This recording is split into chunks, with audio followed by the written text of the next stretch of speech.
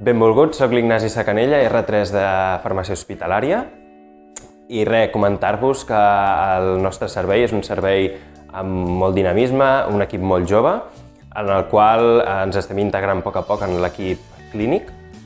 Realment a l'hospital som 10 farmacèutics, més 6 de farmacèutics també especialistes però que es dediquen a la primària, així que tenim un equip molt proactiu i amb moltes ganes de fer moltes coses. La veritat és que a poc hi ha farmacèutics tant a urgències com a la UCI, com a l'àrea d'oncomatologia, pediatria, diferents hubs on a poc ens anem introduint i anem col·laborant una mica amb l'equip clínic.